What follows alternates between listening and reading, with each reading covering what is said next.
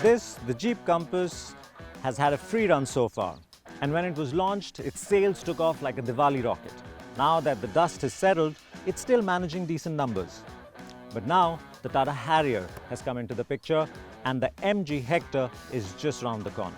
Both SUVs and both eyeing for the same market share.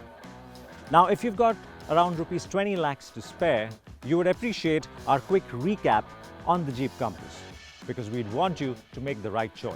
So here are the 5 things that we like about the Jeep Compass and 2 that we don't.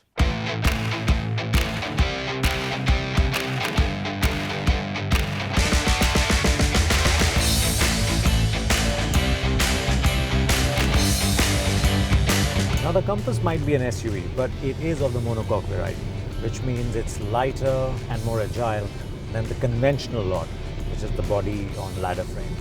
But even for a monocoque SUV, it is a lot car-like than you'd expect. So it has good steering feel. The steering itself is really quick, so you don't need lots of turns lock to lock to change directions. Even when you tip it into a corner, it's got a lot of front-end grip, so it just pulls you into the corner instead of you understeering away. And even quick direction changes, it handles that really well. I mean, dynamically, I'd say this is one of the better SUVs, easily.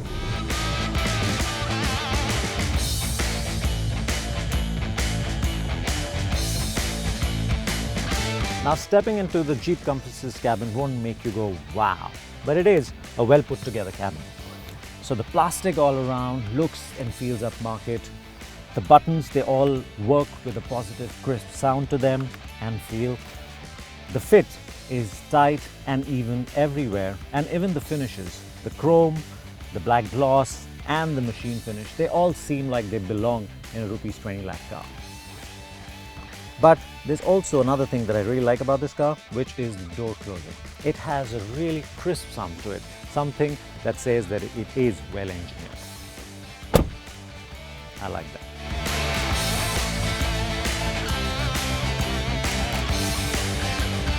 Now, when it comes to the multimedia system, the crisp graphics, the intuitive touch, and the number of features that it has, the Compass system is the real deal. And that's not all. It also gets climate control system as part of the multimedia interface. And there are other things to choose from as well.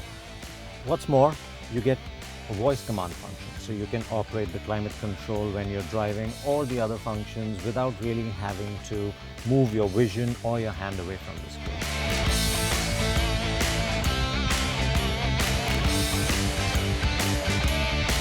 Now this one here is the petrol automatic, but if you were to download the CarWale app and refer to it, you'd find that there are 14 versions of the Jeep Compass to choose from. This one gets a 1.4 litre turbo petrol. It makes 160 horsepower, and you can have it with either a 6-speed manual or, as it is in our case, a 7-speed dual clutch automatic. Both these versions are just front wheel driven. Then there's the 2-litre diesel. That makes 170 horsepower, and that engine again can be had with a 6-speed manual. There is, however, no automatic option, but you can have the diesel version of the Compass with either front-wheel drive or an all-wheel drive setup. Now, when you buy a 20 lakh rupee car, you expect it to be packed to the gills, and the Compass does pack a punch in that regard. But I'm going to make life easier for myself, and I'm not going to do what my 12-year-old does for his exams. I'm not going to mug up the list. I'm just going to read it out from the CarWale app. So bear with me. So there's keyless entry and start, 2-zone climate control system, powered seats with memory for the driver, rake and reach adjust for the steering, USB and 12-volt charging options, a sunroof, a reversing camera, rear AC vents, and lots of leather. There are lots of storage options as well. What I would have liked though is a cooled glove box. In this heat, that's one thing I'm really missing today.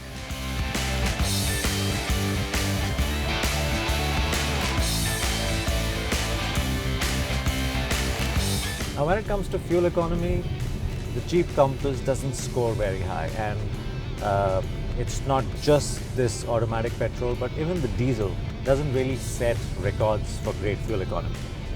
But the car that we have here, the petrol automatic, it has a very lazy delayed throttle response. So when you get on the throttle, not much seems to happen. So you get on the throttle harder and you stay on the throttle for longer.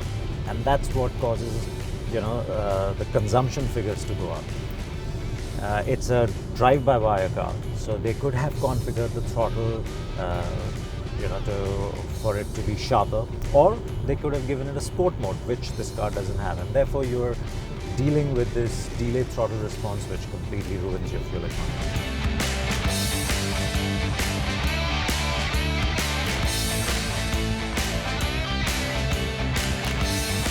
The other negative for the Jeep Compass is the engine noise, and it's not just the petrol or the diesel, it's both the engines that get noisy when you rev them. Now, it's not a deal breaker, and when you're driving peacefully, they're quiet, you can barely hear them. But it's when you want to drive enthusiastically, like if you get on the throttle hard and you watch it rev, and then it gets noisier, noisier, noisier. So it's not a bad thing per se for a petrol or diesel engine, but this is being touted as a luxury item, a luxury car. And for a luxury car, you need engine refinement, you need quietness, you need in-cabin serenity, so to speak. And that's what's missing with these engines.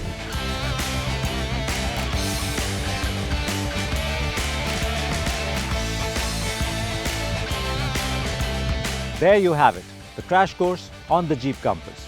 But if you still want to know more, you can always download the CarWale app. We use it all the time, it's really handy.